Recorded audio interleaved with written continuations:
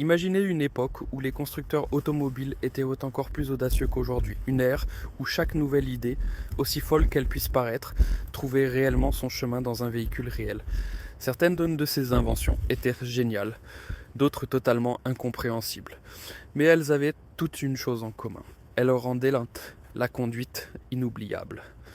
Aujourd'hui, nous revenons sur les détails les plus étranges jamais développés pour des véhicules. Et commençons par une invention qui stupéfie les conducteurs d'hier et d'aujourd'hui. Prêts pour un voyage plein de nostalgie et de hochements de tête. Maintenant, plongeons dans le top 1. Top 1. Le levier de vitesse. Oldsmobile. Lightning Rods. Au début des années 1980, les ingénieurs cherchaient fébrilement des moyens de rendre les voitures plus excitantes. Mais ce que Oldsmobile présenta à l'époque ressemblait plus à une énigme technique qu'à un progrès. Le tristement célèbre levier de vitesse Lightning Rod. Quiconque s'installait derrière le volant à cette époque n'était pas accueilli par un seul levier de sélection, mais par trois, alignés avec élégance comme dans un cockpit d'avion. Chaque levier avait sa propre fonction, chacun promettait un contrôle, mais ensemble, ils créaient surtout une chose, de la confusion. Le premier et le deuxième levier permettaient des changements de vitesse manuels entre les rapports inférieurs. Le troisième activait l'overdrive économique. Sur le papier, cela sonnait comme de la sportivité et de la précision. Mais la réalité posait une question que de nombreux conducteurs se sont posés à l'époque. Pourquoi une voiture automatique devrait-elle soudainement demander plus de travail qu'une manuelle ? Au lieu de partir détendu, chaque trajet ressemblait à une petite mission compliquée. Et avec un surcoût déjà élevé, beaucoup se demandaient si cet effort technique était vraiment nécessaire. Qu'auriez-vous pensé si vous étiez monté dans la voiture à l'époque et aviez vu 3 leviers de vitesse devant vous ? Top 2. La machine à glaçons du Toyota Van. Au milieu des années 1980, une phase a commencé où les constructeurs automobiles ont cherché à rendre les voyages plus confortables, parfois même un peu trop confortables. L'idée de Toyota en 1984 en était un parfait exemple. Une véritable machine à glaçons, intégrée directement dans l'habitacle d'un van. Pas plus grande qu'une boîte à chaussures, discrètement installée et prête à produire des glaçons frais à tout moment. Pour les familles et les aventuriers, cela sonnait comme la commodité pure. Imaginez ouvrir la porte et avoir immédiatement de la glace froide à portée de main. Pour les boissons, pour les petites blessures, pour les chaudes journées d'été où l'on rêvait simplement de se rafraîchir. Mais plus on y réfléchissait, plus il devenait évident que cette fonctionnalité était peut-être un peu trop. À quelle fréquence a-t-on vraiment besoin de glace pendant le trajet pour aller au travail ? Et combien d'espace devrait-on sacrifier dans l'habitacle pour cela ? De plus, la machine à glaçons s'est avérée plus exigeante en entretien que prévu. Ce qui avait commencé comme un luxe intelligent est rapidement devenu un fardeau inutile pour certains conducteurs. Toutefois, l'idée a survécu, mais pas dans les vannes. Les camping-cars et les fourgons aménagés ont adopté le concept où une machine à glaçons avait réellement du sens. Aujourd'hui, l'expérience de Toyota semble être une relique charmante d'une époque où même les idées les plus folles trouvaient leur chemin dans les véhicules de série. Auriez-vous été content d'une telle machine à glaçons ou aurait-elle été un simple fardeau pour vous ? Top 3. Le système de direction Ford Wrist Twist. Au milieu des années 1960, Ford a osé un pas qui, à l'époque comme aujourd'hui, provoque à la fois étonnement et froncement de sourcils. Au lieu d'un volant classique, ils ont présenté un concept futuriste qui ressemblait davantage à une expérience de l'exploration spatiale, le système de direction Wrist Twist. 2 petits anneaux, à peine plus grands que 5 pouces de diamètre, remplaçaient le volant circulaire habituel. Ils étaient placés là où les mains du conducteur reposeraient naturellement. Et c'est précisément ce qui devait être spécial. Imaginez-vous vous asseoir dans une voiture et ne pas saisir un volant, mais 2 boucles individuelles. Tourner, diriger, contrebraquer, tout devait fonctionner via ces anneaux, soit d'une seule main, soit des 2 simultanément. Cela ressemblait à un pas dans un monde futuriste où les voitures se sentaient comme des machines volantes de films de science-fiction. Mais la réalité a rapidement rattrapé Ford. Les conducteurs étaient habitués au volant traditionnel, au mouvement intuitif, à une forme qui avait fait ses preuves pendant des décennies. Soudain, il fallait de la pratique, de la concentration et du doigté pour maîtriser les manœuvres de conduite quotidienne. Le prétendu progrès est devenu un obstacle pour beaucoup, et ce qui était censé être une innovation audacieuse a semblé davantage un défi inutile pour le conducteur moyen. Ford a tiré une leçon douloureuse de cette expérience. Parfois, la roue, dans sa forme originale, fonctionne tout simplement le mieux. Essayeriez-vous un tel système de direction ou préféreriez-vous rester avec le volant classique? Top 4, le siège pivotant. Chevrolet. À la fin des années 50, une phase de la construction automobile a commencé où le confort et les petites idées de luxe quotidien sont soudainement passées au premier plan. Chevrolet a abordé cette tendance de manière particulièrement audacieuse et a présenté une invention qui est encore considérée aujourd'hui comme l'une des solutions les plus charmantes, mais aussi les plus curieuses, le siège pivotant. Ces sièges pouvaient non seulement pivoter légèrement vers l'extérieur pour faciliter l'entrée et la sortie, mais aussi effectuer une rotation complète à 360 degrés. Pour de nombreux conducteurs, cela donnait l'impression d'avoir soudainement un salon dans la voiture. Pour les personnes âgées, ou celles ayant une mobilité réduite, c'était un véritable soulagement. Les femmes portant des jupes ou des robes trouvaient également le doux pivotement du siège. Une alternative agréable à la manière habituelle de se glisser sur le bord du siège. Et bien sûr, lors des longs trajets en famille, les conversations devenaient plus animées lorsque les passagers pouvaient simplement se tourner et se regarder directement. Mais derrière tout ce confort se cachaient des problèmes. En matière de sécurité, un siège pivotant librement pendant la conduite était un cauchemar. Les ceintures de sécurité étaient difficiles à attacher correctement, et l'idée que quelqu'un puisse se tourner involontairement dans un virage serré laissait de nombreux acheteurs dubitatifs. De plus, le mécanisme était coûteux et avait tendance à tomber en panne. L'idée a donc lentement disparu du monde automobile. Mais ceux qui ont eu la chance d'essayer un siège pivotant à l'époque se souviennent probablement encore de cette sensation totalement inattendue de liberté et de jeu en voiture. Un tel siège rotatif serait-il un avantage aujourd'hui ou un risque pour la sécurité? Top 5, le diffuseur de parfum. Mercedes-Benz. Lorsque Mercedes-Benz a introduit cette fonctionnalité, cela ressemblait à un aperçu d'un avenir où le luxe ne serait pas seulement visible, mais aussi perceptible. Pas de désodorisant qui pendouille, pas de spray improvisé qui submerge l'habitacle. Au lieu de cela, un diffuseur de parfum intégré, caché dans la boîte à gants, directement connecté au système de climatisation du véhicule. Les ingénieurs ont voyagé dans le monde entier, ont travaillé avec des parfumeurs et ont développé des fragrances qui ne sentaient pas seulement bon, mais avaient leur propre identité, conçues exclusivement pour les conducteurs de Mercedes. En appuyant sur un bouton, l'habitacle se transformait en un espace agréablement discret, presque hôtelier, empreint d'une fragrance. Que le chauffage ou la climatisation soit en marche, le parfum était uniformément réparti, sans être envahissant. Et le meilleur, personne n'avait à deviner que l'on avait mangé quelque chose rapidement dans la voiture juste avant.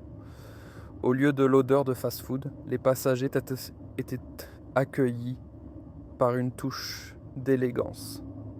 Cette innovation n'était pas seulement un gadget, elle était l'expression d'une exigence. Le confort n'est pas seulement ce que l'on touche ou voit, c'est aussi ce que l'on sent et ressent. Pour les personnes très occupées, pour les voyageurs d'affaires ou pour tous ceux qui utilisaient leur véhicule comme un espace de vie mobile, ce système était un détail étonnamment pratique. En même temps, cela posait la question, jusqu'où le luxe doit-il aller dans une voiture? Un diffuseur de parfum intégré est-il une idée géniale ou un signe que certaines innovations frôlent l'exagération? Top 6. Le Chrysler Highway Hi-Fi. Au milieu des années 1950, alors que les autoradios se limitaient principalement à une réception AM crépitante, Chrysler a franchi un pas qui, pour beaucoup à l'époque, ressemblait à un miracle, de la musique provenant d'un véritable tourne-disque, directement dans le tableau de bord. Ce système, le Highway Hi-Fi, promettait rien de moins que l'accompagnement musical parfait pour chaque trajet. Pas de signaux radio fluctuants, pas de bruit, pas de recherche d'une meilleure fréquence. Au lieu de cela, les conducteurs pouvaient insérer leur propre disque bien aimé et choisir selon leur humeur. Cependant, aussi excitante que fut cette idée, la réalité a rapidement montré ses limites. Les disques vinyles étaient fragiles, se rayaient facilement et devaient être transportés avec soin. Et puis est venu le plus grand défi, les routes elles-mêmes. Les voitures des années 1950 ne glissaient pas en douceur, elles vibraient, sautaient et cahotaient sur les inégalités. Chaque contact avec un nid de poule faisait sauter l'aiguille. Chaque choc détruisait l'illusion d'une expérience sonore parfaite. Certains disques se déformaient même sous la chaleur estivale, lorsque la voiture restait longtemps au soleil. Ce qui semblait d'abord être une idée révolutionnaire était devenu pour beaucoup une petite déception quotidienne. Au lieu d'une musique claire, on obtenait souvent des crépitements chaotiques, des sauts ou des silences abrupts. Au final, même Chrysler a dû reconnaître que la technologie était en avance sur son temps, ou du moins incompatible avec les routes de l'époque. Et pourtant, le Highway Hi-Fi reste un souvenir fascinant d'une ère où le courage et l'esprit d'invention étaient plus importants que la perfection. Top 7. Le levier de vitesse flottant. Jaguar. Land Rover. Lorsque Jaguar Land Rover a présenté cette fonction, cela a ressemblé à un moment tiré d'un film de science-fiction. Un levier de vitesse qui n'était pas simplement là, mais qui, au démarrage de la voiture, s'élevait de la console centrale comme s'il flottait. Le soi-disant levier de vitesse flottant a immédiatement suscité des bouches ouvertes et des regards émerveillés. Quiconque s'installait pour la première fois dans un tel véhicule vivait une petite mise en scène. Contact mis, un doux ronronnement, et le bouton rotatif rond s'élevait lentement, prêt pour le trajet. L'ensemble du mécanisme était conçu avec précision. Un léger mouvement de rotation permettait de choisir entre le mode park, la marche arrière ou le mode drive. La surface était agréable au toucher. La résistance lors de la rotation semblait délibérément calibrée, presque comme un rituel haptique destiné à souligner le luxe de la voiture. Pour de nombreux conducteurs, ce petit mouvement théâtral était un plaisir quotidien, un moment qui rappelait que cette voiture offrait plus qu'une simple fonction. Mais comme souvent avec la technologie moderne, il y avait un hic. Sans électricité, l'élégant levier restait simplement rétracté, immobile, inerte, presque récalcitrant. Dès que la batterie faiblissait ou était vide, la magie disparaissait également. Au lieu d'une élégance futuriste, il ne restait qu'un bloc mécanique silencieux qui ne voulait plus réagir. Néanmoins, cette caractéristique reste un excellent exemple de la question qui préoccupe de nombreux constructeurs automobiles. A-t-on besoin de telles mises en scène ? Ou les veut-on simplement parce qu'elles rendent la conduite un peu plus spéciale ? Top 8. L'avertisseur de limite de vitesse du Nissan S-Cargo. À la fin des années 1980, Nissan a lancé un petit utilitaire qui faisait déjà parler de lui par son design. Le S-Cargo, nommé en référence au mot français escargot, était charmant, excentrique et inimitable. Mais parmi toutes ces particularités, il y avait une fonction que les conducteurs n'ont pas oubliée à ce jour. Un avertisseur de vitesse qui était tout sauf discret. Alors qu'un doux rappel d'une vitesse excessive pourrait sembler raisonnable, Nissan a choisi une approche totalement différente. Dès que la limite définie était atteinte, une sonnerie stridente et incessante se déclenchait et ne s'arrêtait que lorsque la voiture s'arrêtait complètement. Pas de ralentissement, pas de freinage, mais un arrêt total. Ceux qui étaient au volant, à l'époque, devaient se demander comment conduire tranquillement si ça sonne sans arrêt dans l'habitacle. Et comme si cela ne suffisait pas, le S-Cargo apportait d'autres curiosités. Chaque fois que la porte était claquée, les rétroviseurs latéraux se déréglaient légèrement, obligeant le conducteur à les ajuster constamment. La radio avait également la réputation de refuser régulièrement de fonctionner, ce qui mettait la patience de nombreux propriétaires à rude épreuve. Malgré ces particularités, le S-Cargo a conservé sa fidèle communauté de fans. Sa forme inhabituelle, son charme et le mélange de frustration et d'humour en ont fait un véritable véhicule culte. Mais l'avertisseur sonore reste probablement l'une des caractéristiques quand même qui n'a pas nécessairement conquis les cœurs, mais qui est resté gravé dans les mémoires. Conduiriez-vous une telle voiture si elle sonnait sans arrêt à chaque dépassement de vitesse ? Top 9. Les pare-chocs à ballon d'eau. Dans les années 1960, le monde automobile était un endroit sauvage, plein d'expériences, d'idées audacieuses et parfois aussi d'étonnantes tentatives ratées. Mais rares sont les caractéristiques aussi inhabituelles et en même temps étonnamment logiques que les soi-disant water balloon bumpers. Il s'agissait de pare-chocs en caoutchouc remplis de liquide, spécialement conçus pour amortir en douceur les chocs légers. Ça a l'air fou, peut-être. Mais l'idée de base fonctionnait réellement. Lors de petits accrochages de stationnement ou d'un choc arrière à basse vitesse, Les tampons remplis de liquide devaient absorber l'impact. Au lieu de tôle froissée ou de peinture rayée, le pare-choc cédait simplement, parfois même au point d'éclater. Cela pouvait certes provoquer un sacré désordre, mais éviter idéalement des réparations coûteuses à la carrosserie. Les taxis, notamment dans les grandes villes comme New York ou San Francisco, ont profité de cette idée, car ils étaient constamment en situation de stop and go. Mais chaque bonne invention a son point faible. Et ici, c'était le prix. Si un tel pare-choc éclatait, la réparation devenait rapidement coûteuse. Environ 100 $ pour un remplacement, une somme astronomique pour l'époque. De nombreux conducteurs se demandaient si ce prétendu progrès était vraiment utile ou s'il ne fallait pas simplement se contenter de pare-chocs métalliques plus robustes. Néanmoins, cette idée reste un chapitre fascinant de l'histoire de l'automobile. Une preuve de la distance que les ingénieurs étaient prêts à parcourir pour trouver des solutions créatives. Auriez-vous fait confiance à ces ballons d'eau à l'époque ou seriez-vous resté avec le pare-choc classique ? Top 10. Le dispositif d'identification en cas de délit de fuite. Dans les premières décennies de l'automobile, le paysage routier était chaotique. Le code de la route était encore en construction. De nombreux conducteurs étaient peu formés et les accidents se produisaient avec une fréquence alarmante. Particulièrement inquiétant, le nombre croissant de délits de fuite. Des personnes étaient blessées, des véhicules endommagés, et le responsable disparaissait souvent sans laisser de traces. Dans les années 1920 et 30, on cherchait désespérément des solutions, et l'une d'entre elles était si inhabituelle qu'elle semble aujourd'hui presque un gag de film. Le dispositif d'identification en cas de délit de fuite.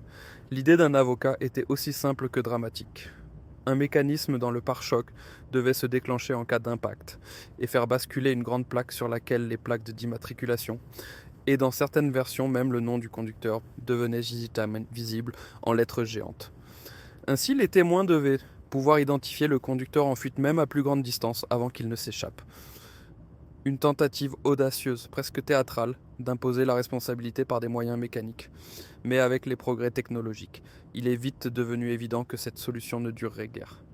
Les caméras de circulation, l'éclairage moderne des plaques d'immatriculation, les dashcams et enfin les smartphones ont rendu superflue la révélation mécanique du nom.